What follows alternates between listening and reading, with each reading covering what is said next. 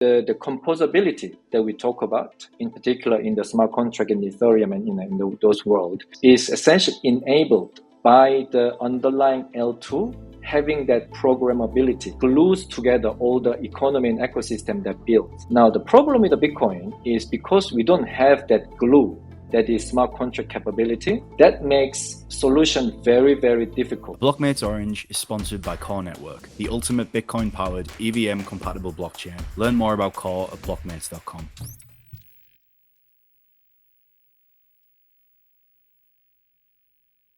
We're back. Welcome everyone to another episode of a Blockmates Orange. For those of you who don't know, Blockmates Orange is about Bitcoin, but not just kind of like Bitcoin as Bitcoin, but Bitcoin and EVM and how Bitcoin is currently evolving in the space. And, how do we make sense of, smart contracts on the Bitcoin L1? And today's guest is Chan. He's one of the founders, one of the big brains behind Alex. And they're a DEX in simple terms, but a lot more than that. And hopefully we'll unwrap what Alex is doing. They're not just doing one thing. Trust me, they're doing a lot. Chan, welcome. It's great to have you, sir. Thank you for joining. How are you doing? Good, very good. Thank you, Jedi. I'm very happy to be here and very excited to share what we have on Alex. Shall I perhaps start with my quick intro? Yes, please. Go for it. Tell us a bit about yourself, how you've managed to remain sane in the current market and what you guys are doing. Oh, I mean, if someone says you're sane, then by definition, they're not. But I hope to stay sane. That's true. Cool. So we started Alex a bit more than 3 years ago. I think soon is coming to about 4 years ago. Starting out to bring finance to Bitcoin. There was a lofty goal back then. Nobody really thought that was possible, and it's still sort of a long-term journey that we are embarking on. I myself am the CTO there, and then we have two other co-founders, Chanta based in New York, and then Rachel in Asia. So it's three of us. All three of us come from a finance background, TradFi essentially. But when about again 3-4 years ago, when we looked at the technology that is coming together from the blockchain, we felt that there is a potential for the crypto to really bring lots of benefits to finance. That's how we started. To be honest, we didn't realize how hard it is to build on Bitcoin. I mean, the technology is one issue, but also changing people's mentality is that you can do something on Bitcoin has been perhaps far harder job to do. Now, I don't think we changed it, ourselves, but then luckily we had ordinals and, the BRC20 and the whole Meta protocol, if you like, a revolution that happened, but now it's more than 1 year ago. Yeah. I feel like it's been ages, but if you count, actually, it's a bit more than 1 year, which is amazing. So I think they really changed the, sort of the mentality or the way people thought about Bitcoin, not only as an asset, but the blockchain. So since then, we've been really accelerating our build around the Bitcoin ecosystem. So we now have 3 buckets around the core DeFi primitives, which is Alex. And we have the X-Link, which is a cross-chain liquidity layer, which is very important to connect Bitcoin natively with all the Bitcoin ecosystem, including, for example, Core Chain, with whom we work very closely. And then X-Link is underpinned by the cross-chain messaging system called the Bitcoin Oracle. And we have a number of other ecosystem projects. They are looking together to build really a new economy on Bitcoin. So still a long way to go, but I'm very excited with what you have done and where we are going. Great. Awesome introduction. I'm very interested to find out, when you talk about, bringing finance onto Bitcoin, what does that actually mean? Are you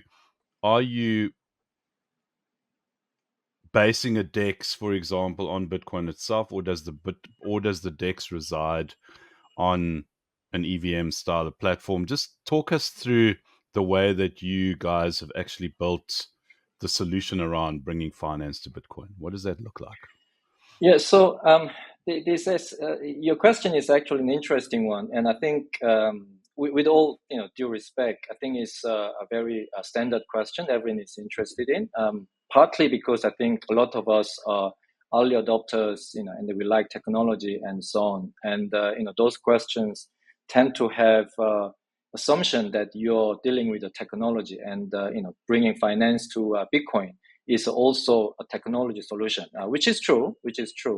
But what that often lacks is what that means by that. Now, when we say we bring finance to Bitcoin, what we are talking about, and in the context of decentralized finance, we're talking about bringing decentralized finance to the Bitcoin users.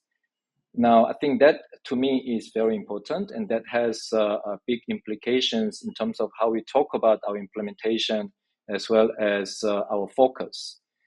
Now, because we focus on Bitcoin users, access DeFi essentially, we tend to focus a lot more on the user experience. So it's all about how do you make Bitcoin users find easier to access decentralized finance, rather than my technology is best, and then therefore Bitcoin users must use. So a lot of time what you're doing, and for example, Alex, we started as the DeFi protocol on Stacks, which is one of the Bitcoin L2. One of the key pain points for example, for Bitcoin users to access DeFi is essentially you need to have a wallet other than Bitcoin wallet itself. You need to be subject to lengthy cross-chain transaction process, they just technically there are so many hoops that you have to go through. We are looking to what we're trying to do is really abstracting away all that the complexity, and then we call that Bitcoin-centric chain abstraction. Chain abstraction is not my favorite word, but there's something people understand, so I use it. But importance between the two terms is really Bitcoin-centric. It's about how do you abstract away all the complexities in accessing DeFi for the Bitcoin users, so that they can use Bitcoin in the manner that they have been using on centralized venues. And I think that is very important, because if you think about the Bitcoin, everyone says it's illiquid. We have to unlock Bitcoin liquidity, but that's not quite true, because Bitcoin is trading 30-40 billion a day. It's just that all that liquidity is trading only on centralized avenue, right? So then the question is, number one, why would those users who are currently trading on centralized avenue move to decentralized trading venues? And second one is, if they want to do that, what is the best way to help them migrate and experience the DeFi? So that's what you're focusing on. And that's also why working with likes of a Core is very interesting, because they share the same difficulties in that. Of course, it's EVM compatible. So if you talk to a number of Ethereum users, there's just one of the L2s they can approach it, but it's a whole different game for Bitcoin users, again, with the multiple wallets and so on. The question is, how do you create an experience that will allow Core from the user activities perspective grow, but in a way that makes the user onboarding experience far easier? And that's what we are focusing on, really. Why is this necessary, though? Why is it important for Bitcoin particularly to be the focus of, bringing finance onto an EVM space, and for that experience to exist, in your opinion? You mean why is it important to have finance on Bitcoin? Correct.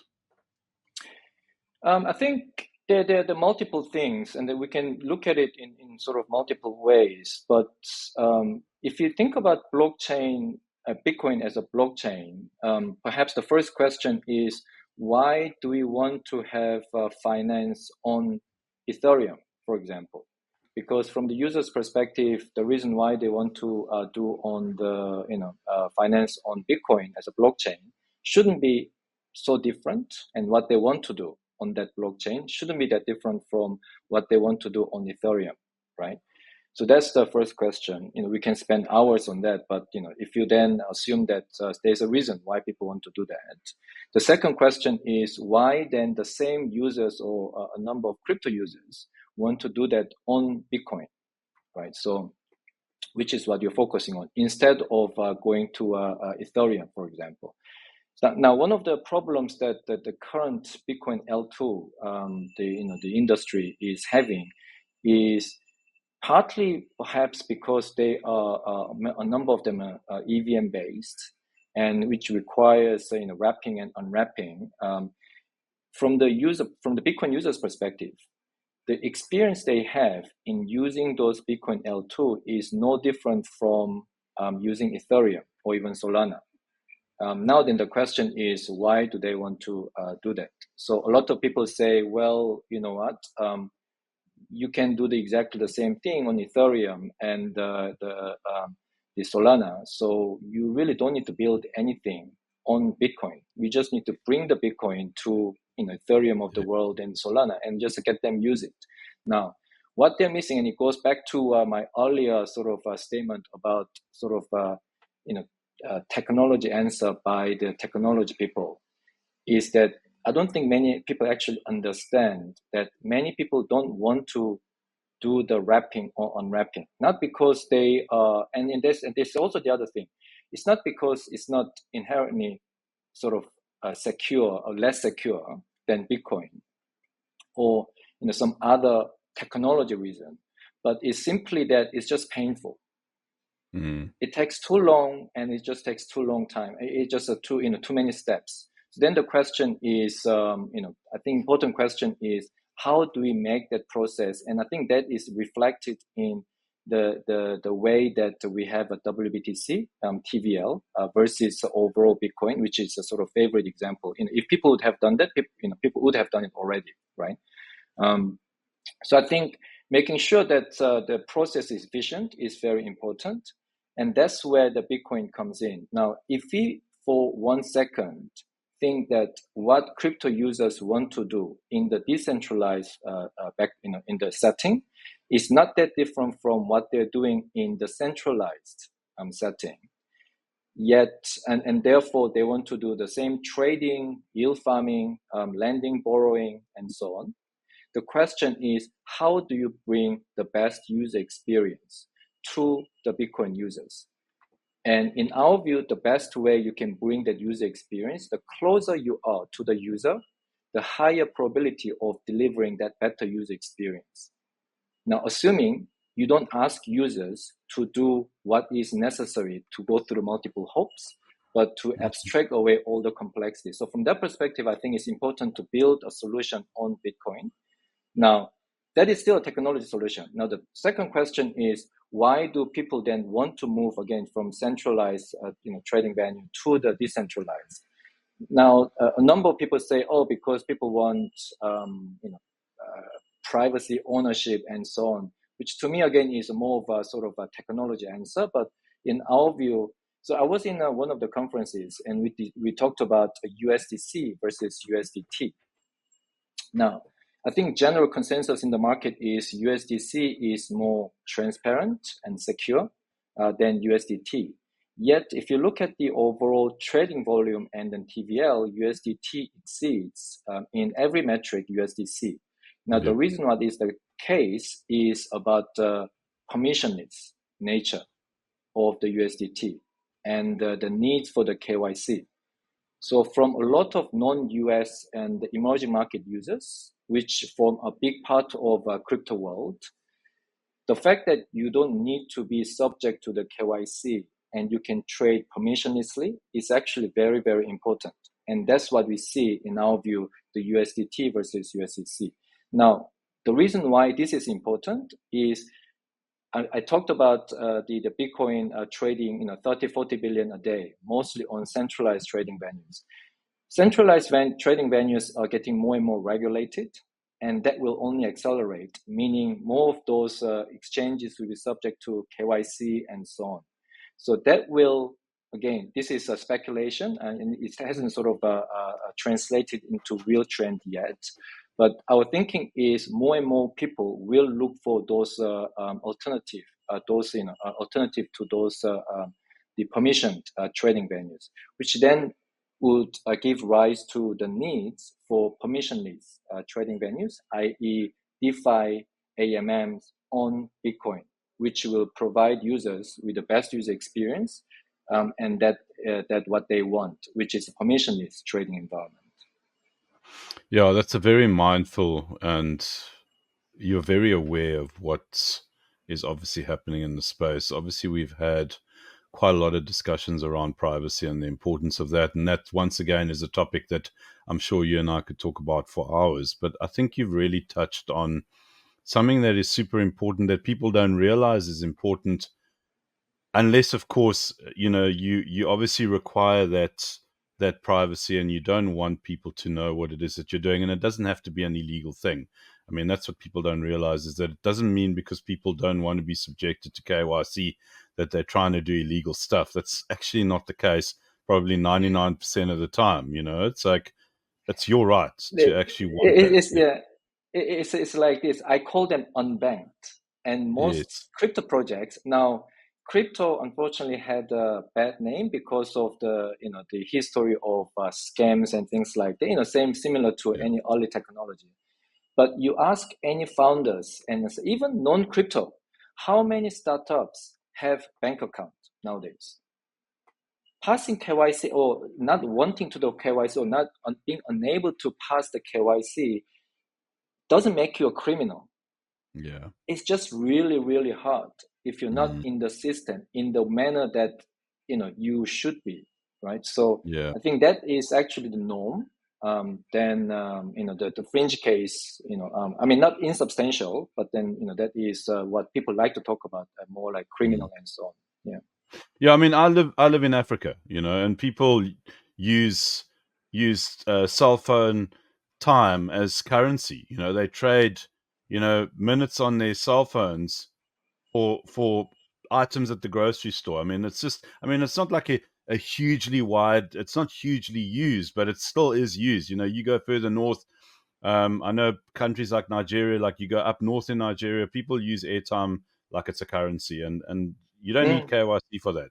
All you need is a Nokia 3310, and you can go about your business. And I think that speaks to what it is that you are saying, is that you do need the ability to function in a permissionless way where there isn't KYC required.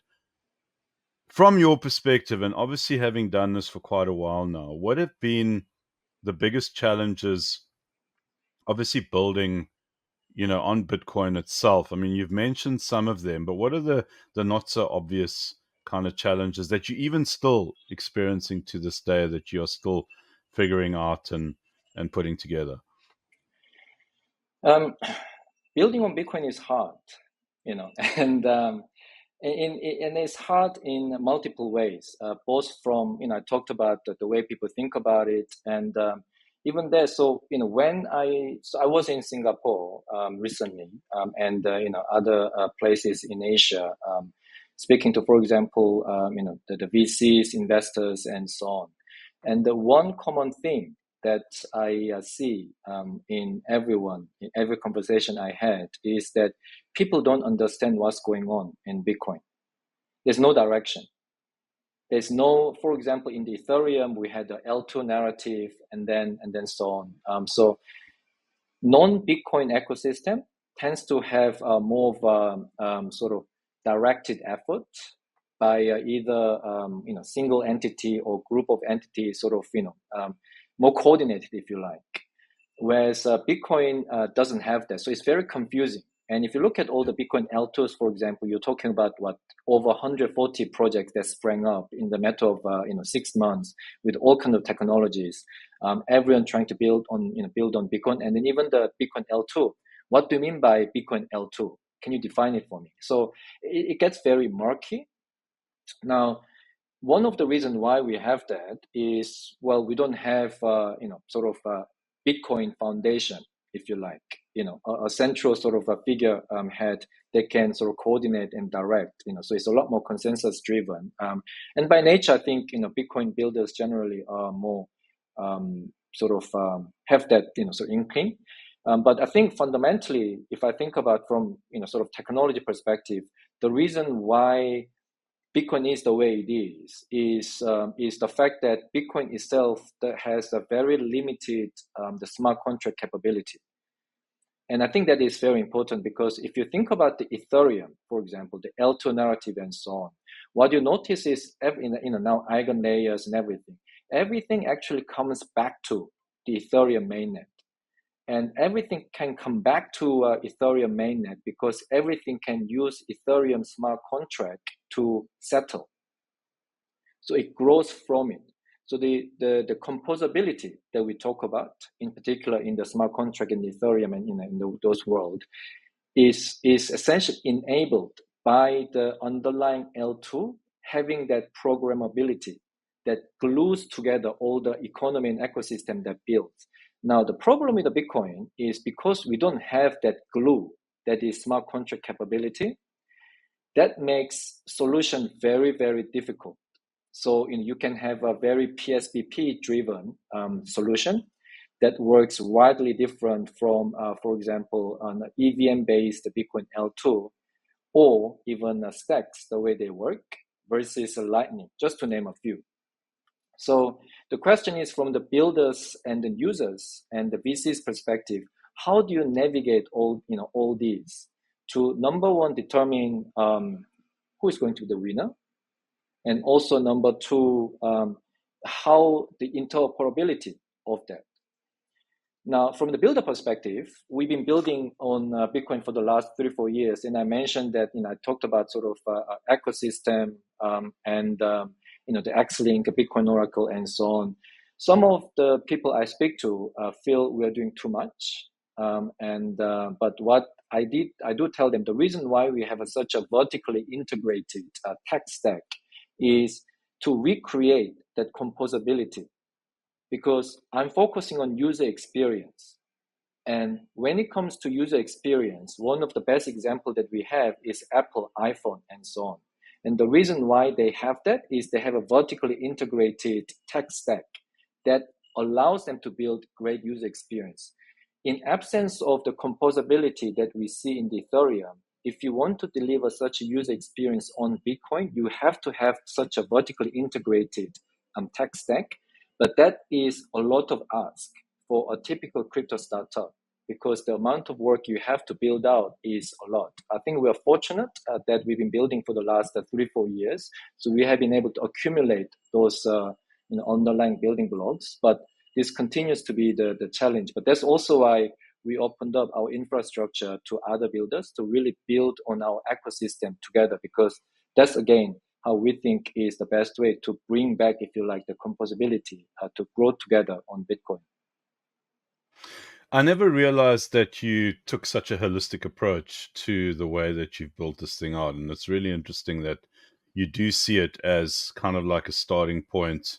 And I'm not sure whether you've reached the finishing point around that tech stack, but you've obviously addressed kind of like the AMM side of things. I mean, obviously Alex is a super cool name because it stands for Automated Liquidity Exchange.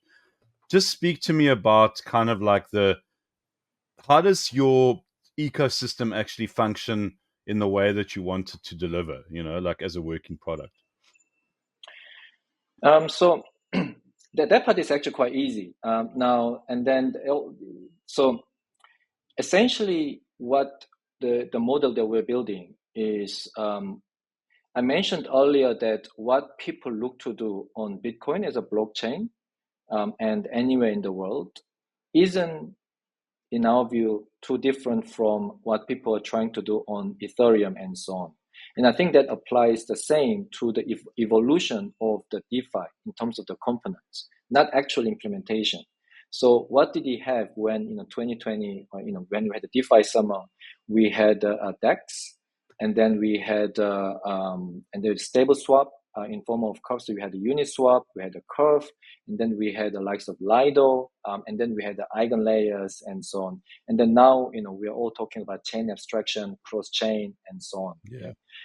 So you can actually if you look at the horizontal time series of the development and then flip it into vertically integrated stack, when you talk about the DeFi, what you need essentially is you're talking about something in value. You need to have a platform that allows the exchange of the value. Now, once you can exchange those in value, then you want to make sure you add a utility to that, which is about lending and borrowing. And then further utility is about the restaking and things like that. So you're essentially building what is not that different from even trade finance. So in our ecosystem we have, and the reason why Alex as a AMM is at the core is because that is what drives the liquidity. And when it comes to finance, if you don't have the liquidity, nothing works. And that's what I get a bit frustrated when everyone is talking about Bitcoin restaking, because we are talking about eigen layers, but we don't even have a Uniswap on Bitcoin. So, I mean, we're trying to be, but what are we talking about here, right? But the underlying, the anchoring that liquidity in the context of Bitcoin, what is important is the cross-chain, because from the Bitcoin perspective, smart contract capability, anything that brings more programmability than the scripting language is an off-chain. It really doesn't matter whether you are running Web2, centralized database backend, or EVM-based backend, or things like that. They're all off-chain. So cross-chain communication and bring those liquidity around it is very important, which is why we have the X-Link to bring the liquidity across the Bitcoin ecosystem. And then in order to facilitate the X-Link as the cross-chain liquidity layer, you need to have underlying messaging. Because in order to pass one asset from one chain to another, you need to be able to pass the messaging. So this is similar to, for example, the relationship between the layer 0 and the Stargate. So we have a Bitcoin Oracle, which is our cross-chain messaging platform with native support for the Bitcoin, and the X-Link being the essentially bridging, which then builds where Alex is building on top as a cross-chain swap. Now, around that, then we work with a number of protocols, for example, native DEXs on core, as well as other lending protocols, to connect through the X-Link, and then with the liquidity routed via Alex to bring their liquidity from one chain to another and vice versa. And then on top of that, then only then we can talk about the lending and then restaking platform. So for example, we have a Lisa, which is a liquid staking platform building on top. So we're really building, again, flipping this horizon time series into a vertical stack, and then building each components in a way that can make everything possible. Hopefully that sort of makes sense. Yeah, no, it does make sense, because it illustrates the importance of how you've identified like a sustainable ecosystem, and you've decided that you're going to actually build it, as opposed to just one component thereof. You're not saying, well, we want to maximize the ability to allow people to do swaps, so we'll just build a DEX and then we'll take the fees and we'll sail into the sunset. You've said, well, that's not good enough. We want to actually do everything. For me, the biggest, I think, question that I keep on having around this relationship between EVM and Bitcoin is obviously the bridging capability. And first of all, how difficult was it to get that right, firstly? And I'm sure you're going to say it was quite difficult. And secondly, what about security, and how do you actually go about assuring people? Because for me, that would probably be the number one concern, is like, okay, well, shit, I'm going to bridge my Bitcoin or whatever the case is. Like, how secure is it? We've heard all these horror stories. How have you addressed that, not only from a technical level, but also from an educational and communication level? I think the EVM and other, and then I think that also includes the SVM from Solana as well. So any of those virtual machines acting as, if you like, a programmable layer for the Bitcoin, I think in some way will continue, at least in the foreseeable future. And as you mentioned, one of the biggest challenge from the user's perspective is the bridging and then the security around it. Now, it's not that we don't have many cross-chain, breach in the market. That's not true. And then I talked about the Stargate and others, Wormhole, Portal Bridge, and so on. But the issue here is none of those the cross-chain bridges support Bitcoin natively. Everyone says they will support Bitcoin. That's because they support WBTC.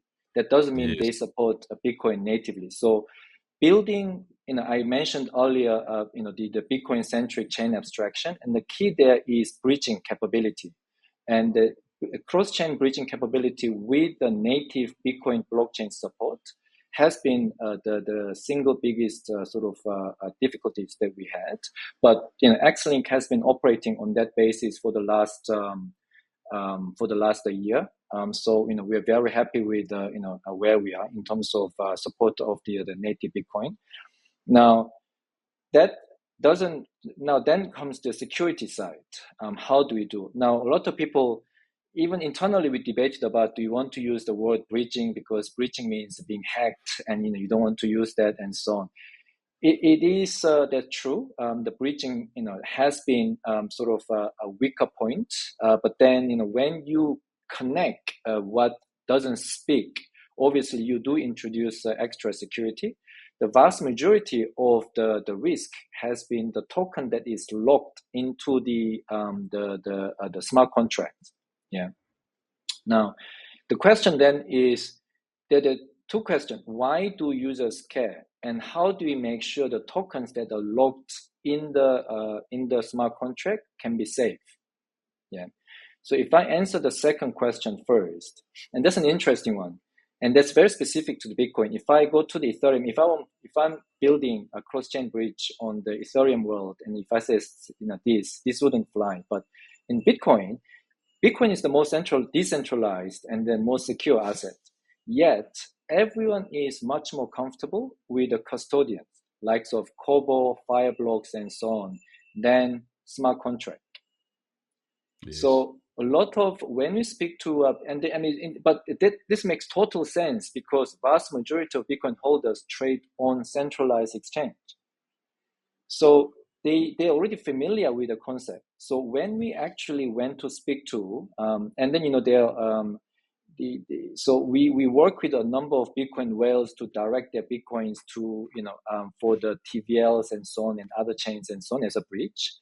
When we ask them what is one key aspect you want to protect yourself against in using bridge, their answer is, I don't want my Bitcoin to be subject to a smart contract, or I want to minimize it.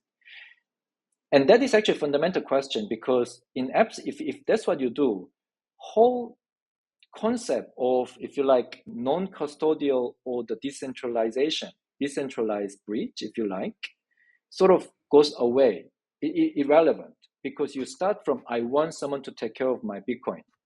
So as a result, our Xlink infrastructure has partnered with the Kobo and Fireblocks, as well as CoinCover, to custody all our Bitcoin reserves with them, with a multi-party computation wallet.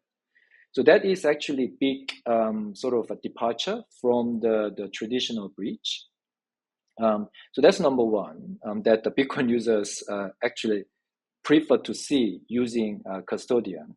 The second one is in terms, the why users feel less secure. Now that goes back to the user experiences. So what you're focusing on, I talked about the Bitcoin-centric users, the chain abstraction and so on, and then I talked about also users having to deal with the multiple wallets. Our ultimate goal is for the Bitcoin users to experience DeFi using Bitcoin wallet only. Now that is easy to say, but the implication of it when it comes to bridging is actually fundamental. What that means is Bitcoin may go out, and after transaction, it will come back. Now, if you think about why people are worried about bridging, I send my Bitcoin to somewhere, and I'm not going to have it back. I'm actually going to leave it there, and I have to worry about it until I bridge it back. Yeah. But if you have a user experience where your Bitcoin may be going out, off-chain computation happens, and immediately after off-chain computation happens, your Bitcoin or any other asset you want to take, even the stable, in form of BRC20 and so on, come back to your Bitcoin wallet, the breaching doesn't really become an issue to you because you're talking about maybe less than an hour. I mean, even considering the Bitcoin, the confirmation time being 10, 15 minutes. So that actually makes makes the users a lot less worried about breaching risk. And I think the important aspect there is making sure that experience happens with a single click. So shortening the bridging experience and making it a round trip transaction, so that the time your Bitcoin spends on off chain from the Bitcoin is minimized. You only use a Bitcoin wallet, and then using the familiar custodian structure. I'm not saying this is the best. Many people don't like what I'm saying here, but this is from our perspective most pragmatic approach that we see. We think does give a lot of comforts and the security to the users that we speak to, which are casual Bitcoin users and if you like, degen or maximalists who just want to make sure their Bitcoin work harder.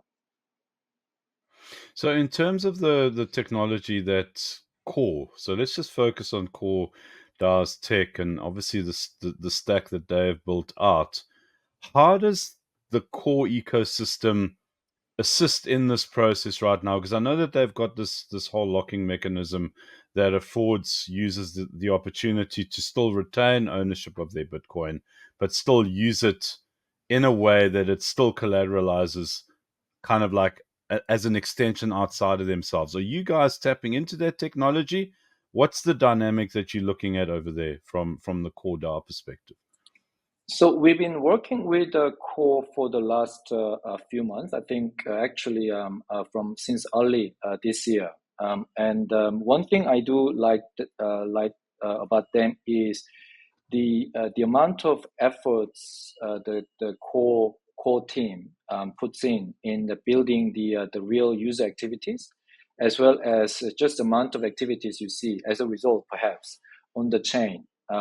That means that there are more users, more liquidity, more use case, more dApps that you can use. Now, the reason why that is important is, again, in our design, what we do is we don't have our own execution layer. We work with other Bitcoin L2s, integrate them, and then make the user experience for the Bitcoin users better in interacting those dApps. So one of the discussion, for example, we're having is natively integrating the DEX on the core and expose it as a native Bitcoin swap. Again, users don't have to worry about. They'll be still going through the core. They'll be using the blockchain as an off-chain computation tool. They'll be continuing to use. Bitcoin users will be using the DEX liquidity that is on the core, thereby contributing overall activity and growth of the core. But then from the user onboarding perspective, all the user need to have is a Bitcoin wallet. So from that perspective, we make possible the Bitcoin user onboarding for core that much easier. And then many of the same users having tried, when they get more comfortable with the DeFi, then they tend to have other wallets and then a transition to, if you like, more so heavy users, in that sense, because they want to have because our experience is inherently slower, if you like, than the faster on the EVM. So in order to have a faster the activities, then people tend to do. So we provide that opportunity for many users. It's still a long journey. And the core is interesting, given what you mentioned about their unique the way of staking and securing the network, combination of the Bitcoin and then their core. So that also gives a lot more affinity, I think, to the Bitcoin users. There are multiple ways for them to actually engage core from the staking perspective and then from the dApp perspective. So we're looking at a lot of the collaborations with them, but so far the experience has been very good. Yeah, it's really seldom that I get the chance to interview somebody who has such a mindful approach and, more importantly, an awareness around what is going on. I mean, I think everyone knows their craft. Obviously very blessed to have founders that come on and really know like their focus, whereas you've got a very good holistic perspective on what's going on. I want to finish off our chat You're welcome. And I think for me, like the most important thing around this discussion is kind of like what are the goals that you kind of like prescribing to? I know that you've touched on them like around the wallet and the whole thing, but if you look at kind of like your long list of things that you want to do, because I'm sure just having spoken to you now for the last 40 minutes, I'm sure it's a very long list. But from that long list, what would you say are the main things that you kind of think about that you would like to achieve as, the CTO? And obviously, like, it's clear that you're very passionate about what it is that you guys are doing. Like, where would you like to see Alex and obviously all these products that you guys have built? Is it about, having, $10 billion in TVL? Somehow I don't think that's your motivation. Just give us a little bit of insight into what you would love to see as like an end goal, maybe over the next 2, 3, 5 years, whatever that might be. Actually, in the TVL, I'm generally adverse. I think TVL is just a wrong metric to measure a company, because it just raises. If you have a lot of TVL but without much revenue to show, that means your operation is not efficient. So I think the question is, and also you're just subject to more potential hacking risks and so on. So the question is, how do you maximize project revenue and protocol revenue versus if you like a minimum TVL that you need to run. I think that efficiency is very important, but that's more of the details anyway.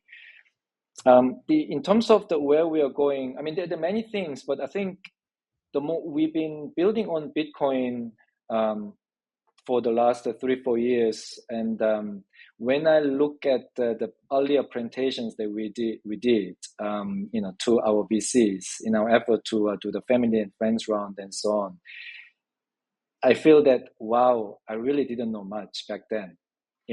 We thought we knew 1 or 2 about finance, and then when I read those, I mean, I really knew nothing. And since then, I think we have picked up 1 or 2 about crypto and then so on.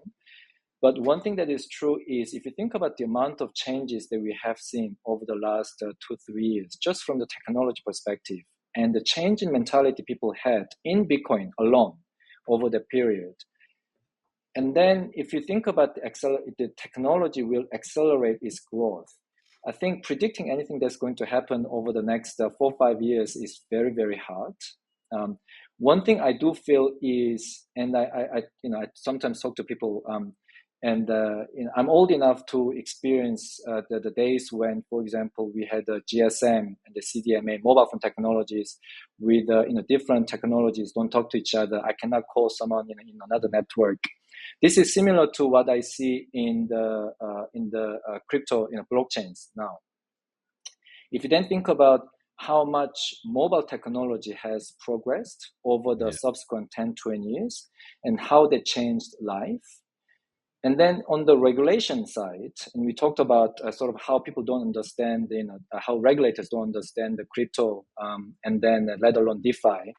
And then I look back around 1994 when the internet was very new, and then what regulators and people are saying about the internet. And I see a lot of similarities, and now we're talking about 30 years ago. And then if you think about what then that new technology called internet did to our life, we're talking to each other now. You're in South Africa and I'm here. I mean, this is just unbelievable.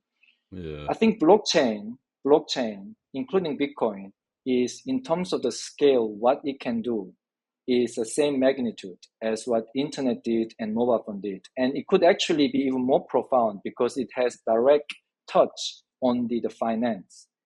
And finance is one of the oldest industry and one of the most heavily regulated industry. And we have one chance that we can really, if you like, revolutionize, not in a sort of, revolution, but really make our life better. I talked about unbanked, for example, all these. I don't know exactly what's going to happen, but being able to work on technology as raw as it can get and to be part of the journey with a conviction that it has the potential to change the world in an industry that I've been working on all my career is, I'm living my dream. Yeah, what an awesome way to finish off this discussion. I think I agree with you on all of those. It's great that you didn't say, well, I want to see this, I want to see that. It's wonderful to have once again that mindful perspective around. And I agree with you. It is very, very much a revolution in terms of how we perceive money and how money can exchange, even between you and I right now, at opposite ends of the globe, without that third party, without the reliance of somebody's permission. And I think for me, that is the most beautiful thing about crypto. And that's just what makes it such an interesting journey, you know. And I really appreciate the holistic perspective you've given us today. Even though it did get quite technical and like really into detail, I still feel that there was an essence around what it is that you guys are doing, and I think we captured it in this chat. So I do appreciate, firstly, your time and your wisdom. And yeah, I really think that you guys are on the right track. It seems like this whole kind of like one-stop shop of bringing it all together and then delivering it, you know, the way that you see it being, you know, functional and practical, I think is the right way. Time will obviously tell. So yeah, all the best, and really appreciate your time, Chan. It's been really, really cool. Sincerely mean that. It's been really cool to speak to you. Yeah, thank you. We do need a lot of luck. So yeah. Yeah, and everything does, you know, it's just the way it is. But I'm sure that if you keep to what it is that you guys are doing, you'll make your own luck along the way. So yeah, all the best. Okay. Thanks everyone Thank you for for having joining me. us. Yeah, it's a pleasure. Thanks everyone for joining us. Please like and subscribe. We appreciate it. And yeah, we'll see you on the next episode. Take it easy. All right, thanks for listening. If you enjoyed the show, please give us a like, subscribe, and turn the notification bell on for next time. See ya.